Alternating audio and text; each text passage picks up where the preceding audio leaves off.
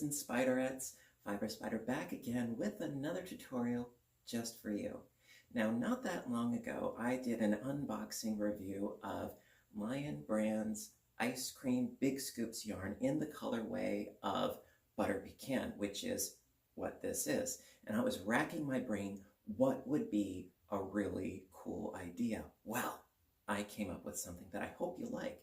I call this the Slice of Pie shawl.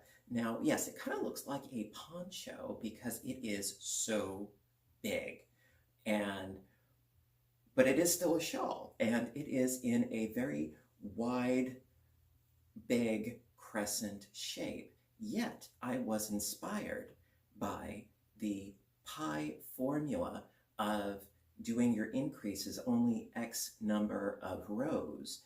And so actually, I believe there's only like 3 actual increase rows in this entire project, not including, of course, the beginning and last cluster of each row.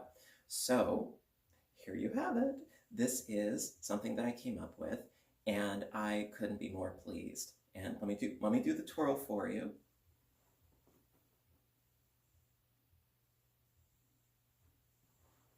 Absolutely love how this piece came out. It's big, it's drapey, and it has, of course, the granny stitch, which you guys, you know I'm all about the granny stitch. And so this was super duper easy to create. And for those of you that are probably wondering, I used almost 2 skeins of the Big Scoops ice cream of Lion Brand. And I didn't use like the entire second skein, but yes, you would need more than 1 skein. And I used a size I crochet hook, which I believe is a 5mm hook. So this took some doing, but it was so easy. And it was great because it was just like, all right, you just do the same row until you do the next increase row. And that was only like maybe 3 times. So it was so easy. Now, there is a trick. I call it a trick to how you would put this on. You can, of course, put this shawl on however you want. Granted, like any other sort of crescent-shaped shawl. However, I found that what works best for this shawl, in my opinion, I'm going to show you.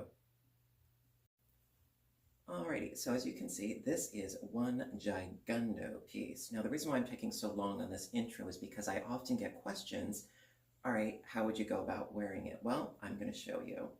Now, when putting it on, you have, ultimately, really long tails. You know, I feel like some sort of lunar moth with this, but I've come up with a way where it really makes it quite easy. Now, you could, of course, do your tails one over the shoulder, but then it kind of looks weird, if you will. It's like, yeah, you can just sort of manipulate and fudge it a little bit, but what I found that works, I think, better, this is my opinion, what I think works better is if you center it at the back of your neck and then take 1/2 off completely, take your 1 remaining half, and then adjust that over your shoulder. Make sure that it's all nice. Then you take your second half, okay, and make sure that you're grabbing the right side.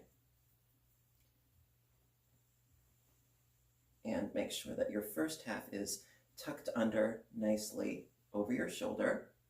Then drape the second half over, like so, and then you can flop it over your shoulder, as such, and then straighten it out, and voila! It does take a little bit of finagling, but this is not going anywhere. You know, it's very, very, very much a wrap-around shawl, and it is sort of like a poncho, definitely a shawl though, and I love it. So, with that really long explanation out of the way, let's get started. Alrighty, so before we get into the nitty-gritty, I stand corrected. It is a 5.5 millimeter hook, not a 5 millimeter. Yeah, that is my eye crochet hook, which we're going to be using for this tutorial. And to give you the specs on the ice cream big scoop, by the way, this is how much I had left of a second skein. So that gives you some idea. Now, I would strongly recommend not doing this project with a heavy weighted yarn because ultimately it will weigh a ton. So I would strongly suggest using a thinner weight of yarn, preferably a 3, maybe even thinner weight of yarn. Otherwise, yes, your project will weigh a lot. So as far as the specs, by the way, this video is not sponsored, but Lion Brand did provide me with the yarn. Thank you very much, Lion Brand. And so as far as the specifications, it is 10 ounces, 1,117 yards. So I used maybe less than 2,000 yards. I mean, like, seriously, it was a yarn eater. And it is a weight of 3, and it does weigh a lot. So, this is a snuggly project. And so it is 100% acrylic, machine washable and dryable, made in Turkey. And the recommended hook size is a size H. However, I went up a notch because I thought, you know what? It could stand to be a little drapier.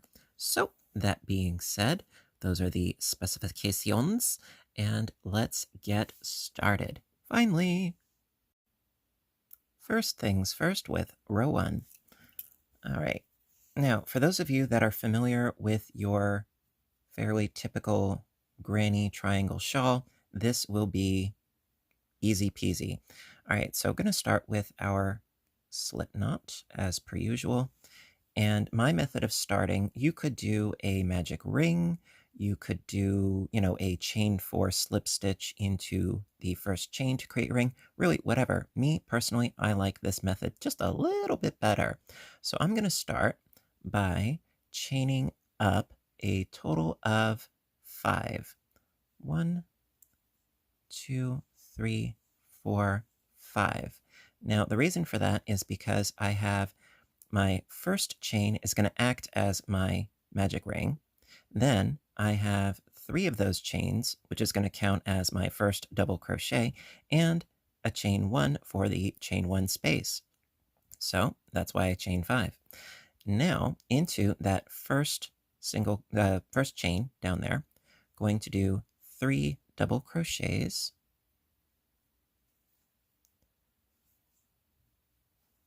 Now, I don't like to just say, this is what I'm doing. I also like to explain why I'm doing what I am doing. So into that first chain, 3 doubles,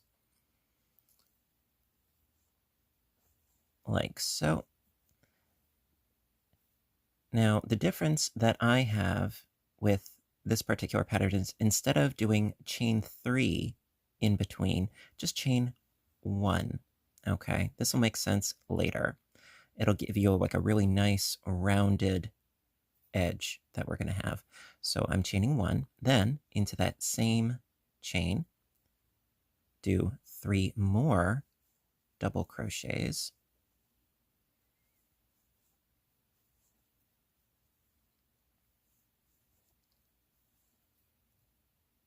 Chain 1 and 1 last double crochet. All right.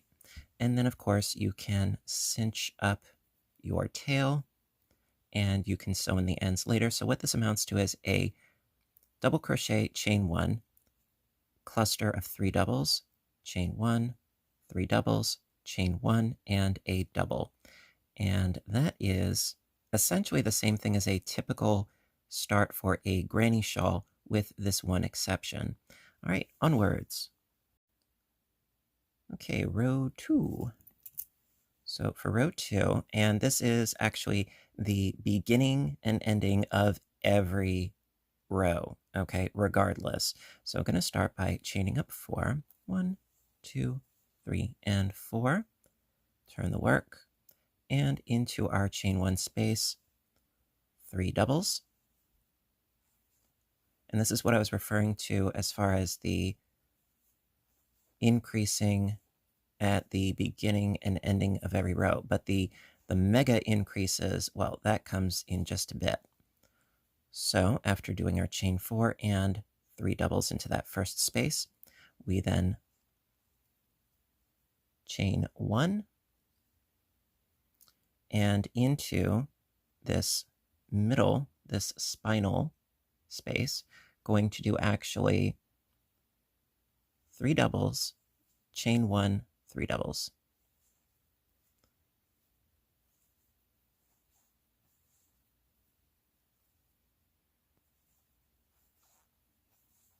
All right, so chain 1, 3 doubles, chain 1, 3 doubles into the same space.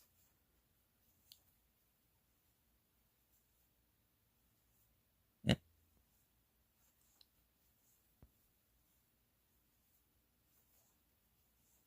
Alrighty, chain 1 into the end space here, 3 doubles.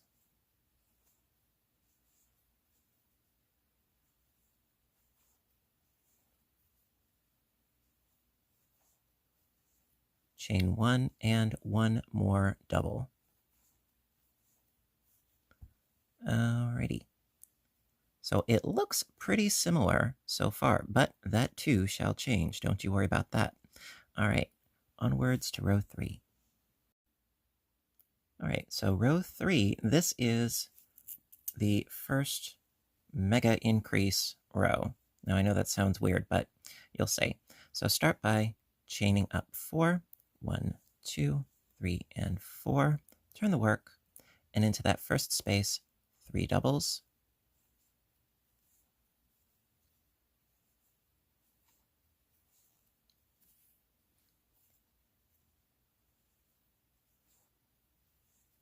Okay, so like I said, the beginning and ending always the same, but in this case, in the next 3 chain spaces, we're going to be increasing, and that is very, very simple. So I'm going to chain 1 to get to the next space.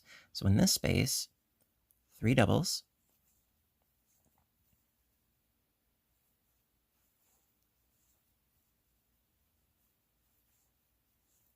chain 1, and then 3 doubles into the same space.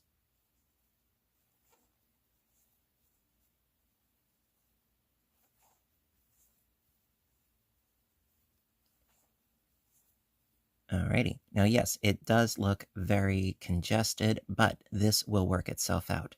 Trust me. Chain 1 into the center space. Do the same thing with 3 doubles.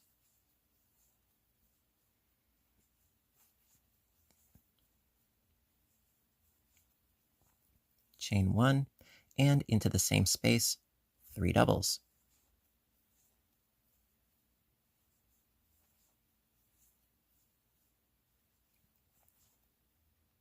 Yep. Eh.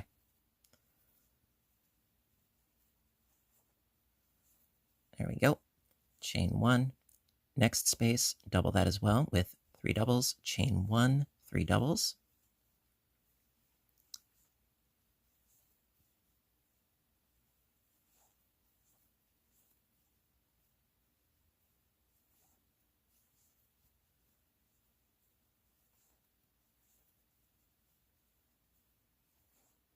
And then last but not least, chain 1 into the last space, 3 doubles.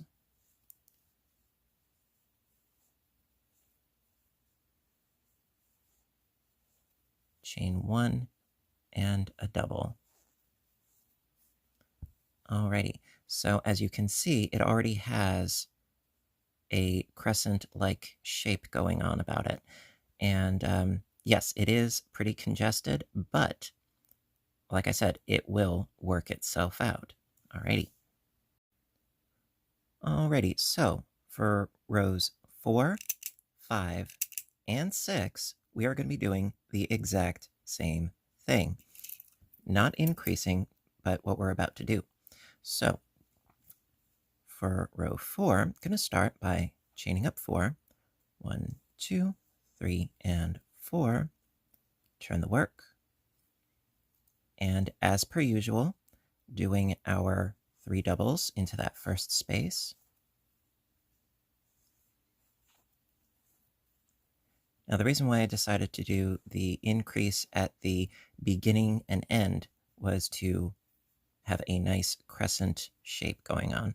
So, chain 1, 3 doubles into the next space,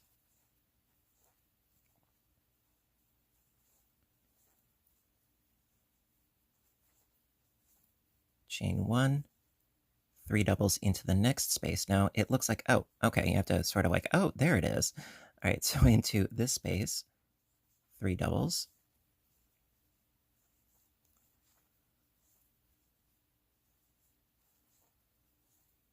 chain 1, 3 doubles into the next space,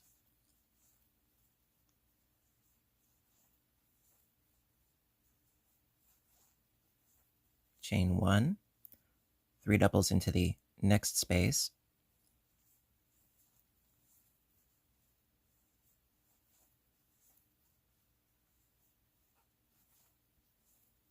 chain 1, 3 doubles into the next space,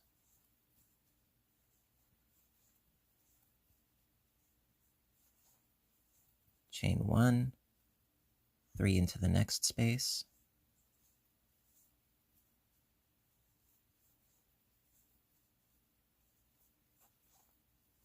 chain 1, 3 into the next space,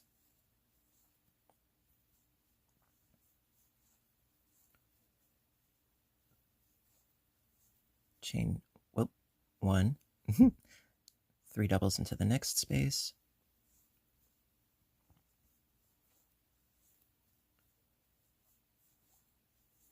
chain 1, and double crochet. All right, so we have our last row was an increase row. This row, no increases. The next 2 rows, rows 5 and 6, there will be no increases. And it compensates for the rather dramatic increase that we just did. And it'll look like this. It's a nice crescent shape already. I love it. All right, so going to do the next 2 rows exactly like I did this row that we just did, where you increase at the beginning and technically at the end, but not in the middle. And so what I'm going to do is I'm going to show you real quick again how we're going to go about that. But I'm not going to do the entirety. I'm just going to get you started. So start by, and this would be row 5. You would chain up 4, 1, 2, 3, and 4. Turn the work into the chain space, 3 doubles,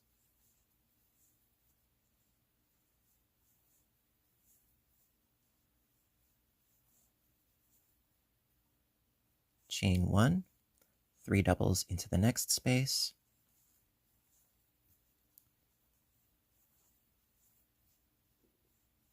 and also you really don't want to change your tension, going really loose or really tight. Just crochet as you normally would, unlike color pulling. Nightmare and a half, that is. So chain 1,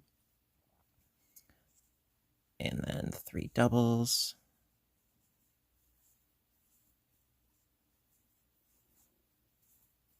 chain 1, 3 doubles,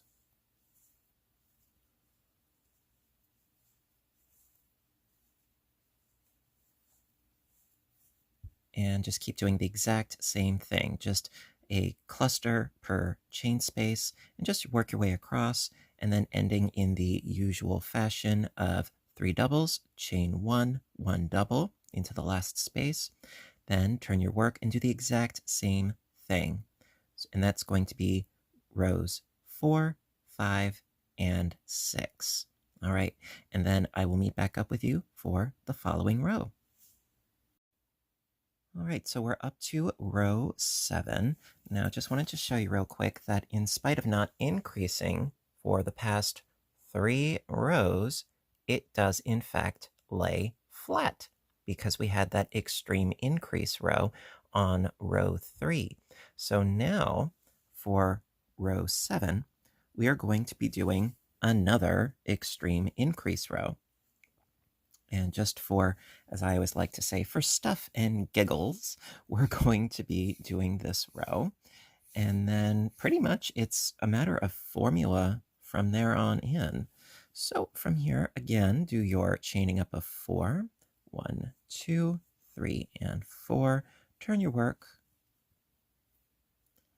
And into that first space, 3 doubles.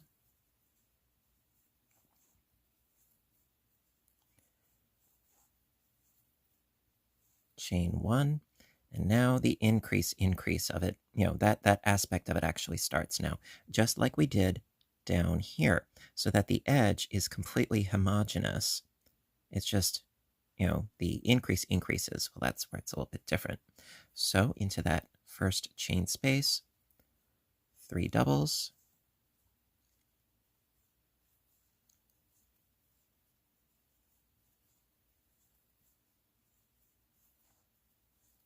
Chain 1, and into the same space, 3 doubles.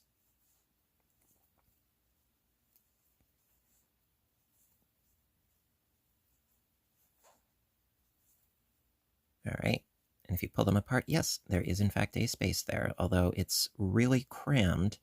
But the reason why I didn't want to add more chain spaces is because I felt that that would make it even more arcing of a crescent shape. So chain 1, and into the next chain 1 space, 3 doubles, chain 1, 3 doubles. You can, of course, by all means, experiment. I encourage that. So 3 doubles, chain 1, 3 more doubles. It's how we grow as crocheters, as knitters, as creative people in general. Thinking outside of the box it's my bread and butter, really. And I can't stress that enough. So chain 1, into the next space, 3 doubles, chain 1, 3 doubles.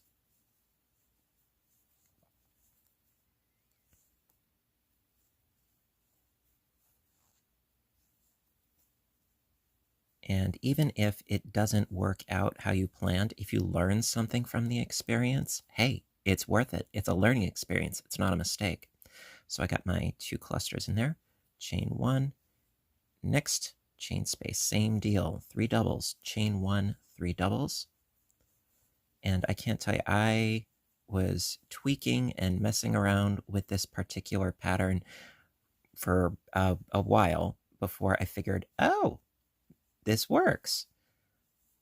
Because the idea of the pie formula is rather fascinating to me. Once I conquered the pattern using my pie bread shawl, it's like, yep, I'm not going back.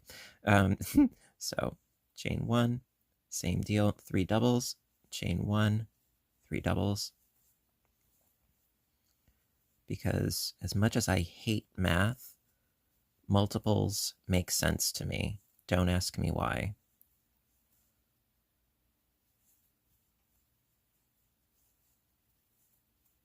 All right, chain 1, do the same deal. 3 doubles, chain 1, 3 doubles.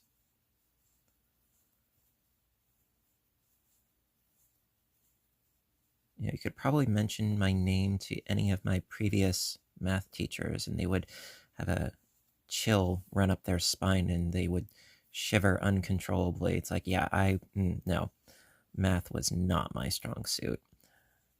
Chain 1, into the next space, 3 doubles, chain 1, 3 doubles. Pull out more yarn as needs be.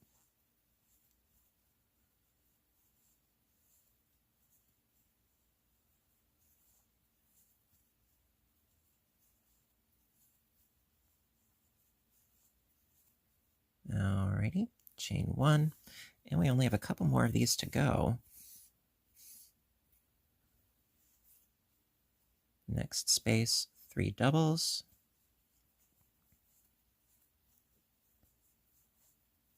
Chain 1, 3 doubles. And I was thinking that if you used an ombre yarn, this would look lovely. All right, so I got my 2 clusters, chain 1, same deal, 2 more times, 3 doubles,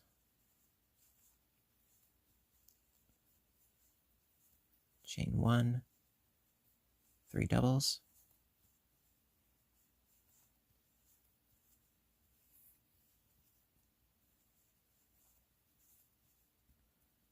I got that right? Yep. Chain 1, next space, 3 doubles,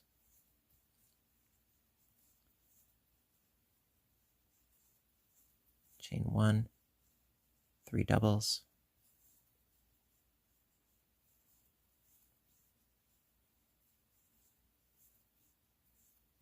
chain 1, and of course in the last space, 3 doubles, chain 1, 1 double.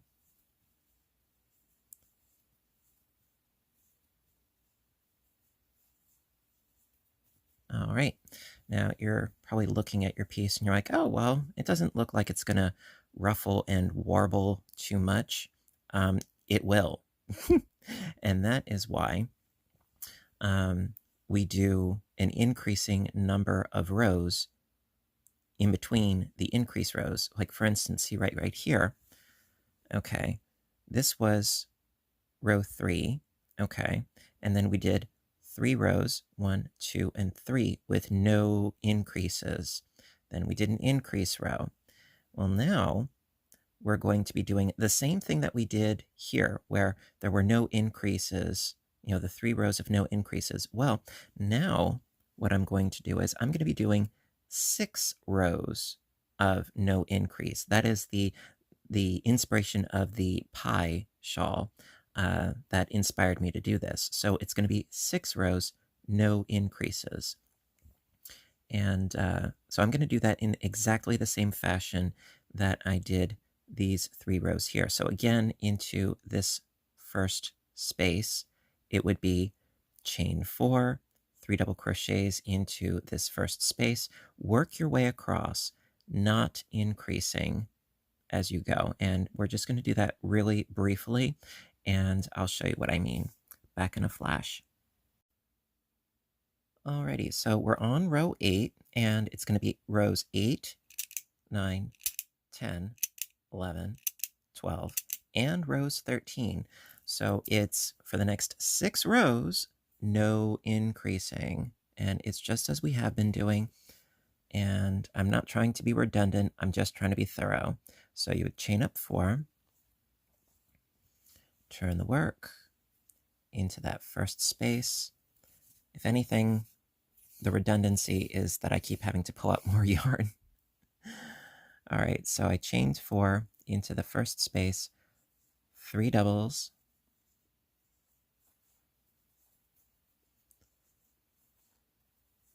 and then chain 1 into the next space,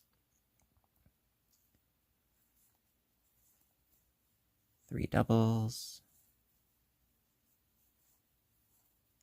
chain 1, next space, 3 doubles,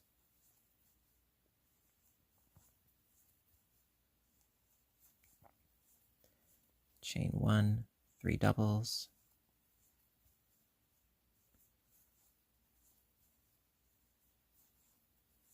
chain 1 into the next space, even though it likes to hide, 3 doubles,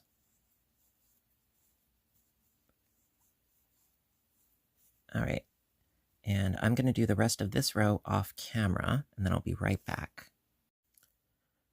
Alrighty, so I did row 8, the rest of it off camera, and so as you can see, we have ourselves a lot more clusters. Oh yes, and the further along you go, you'll notice that, wow, this is going to be really roughly, and that is why for rows 8 through 13, you don't do any increases whatsoever. So then after you do your 6 rows of no increases, see we did 3 rows of no increases, then it's 6 rows of no increases. Then after doing your 6 rows of no increases, I can't stress this enough, with the exception of the beginning and end. So you have your 6 rows, no increases. Then yes, you do another increase row, just as we have been doing. Doesn't change at all except the number of rows in between your increase rows. So it's 3 rows, no increase, then an increase row. 6 rows, no increase, then an increase row. Then, this is what I personally did, okay? You would then do 12 rows, no increase, okay? Then another increase row, okay? Then, after doing, 12 rows, no increase, then your increase, then you do 24 rows, no increase, and that should get you where you want to be. Now, because I was afraid that I was going to run out of yarn, I didn't do the full 24 rows after my last increase. I only did about 20, and my piece, I felt, was big enough for me. If it's not big enough for you and you want to go really, really, to the wall with it, you could go, to the full 24 rows. Then you would want to, if you wanted to go even bigger, do another increase, and then you would do 48 rows with no increase. Now, keep in mind that after you do your increase, you're going to end up with a lot more clusters, and it will initially be very warbly, wavy, ruffly. It doesn't look like it now, but after the next increase or two, it's like, whoa, it's really ruffly. And by not increasing, it evens it out. It sort of creates an equilibrium in the fabric, and that is why you have to increase X number of rows that you're not increasing, and that is the beauty of the pie formula. So I just wanted to be very clear about that. Now, I'm not going to be doing more rows because from this point on, it's really all about the formula at this point. But I hope this makes sense, and I really hope you like this, because this is a great sort of, project that you can do in front of the TV, no problem whatsoever. Just, count your rows every so often to be like, all right, are we where we need to be? So just keep in mind, after the initial beginning that we have here, it's 3 rows, no increase, 6 rows, no increase, 12 rows, no increase, 24 rows, no increase, with the increases in between those little sections there. So, that being said, I hope you like this tutorial, and if you did, give a little thumbs up, because you guys know I appreciate your appreciation. I do what I do, and I try to do the best that I can. And that being said, until next time, I want all of you to stay inspired, stay caffeinated, stay stitching, stay safe. Lion Brand, again, thank you very much for supplying me with this yarn. And hit that subscribe button, because I do try to post often, whether it's crocheting or knitting or audiobook narration, which I recently got back into. And also, of course, my other YouTube channel, Fiber Spider Games, where I do video game playthrough and commentary. A lot of fun. Would love to see you there. And that pretty much wraps it up for this little tutorial. So thank you again so much for being here and watching, and I will see you in my next video. Bye for now.